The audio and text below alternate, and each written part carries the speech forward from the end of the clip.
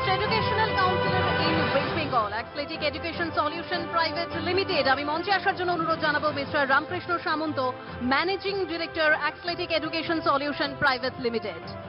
মঞ্চে উপস্থিত রয়েছেন খাদ্যমন্ত্রী শ্রী রথিন ঘোষ এবং Shri Rajesh Sarin, executive vice president network 18।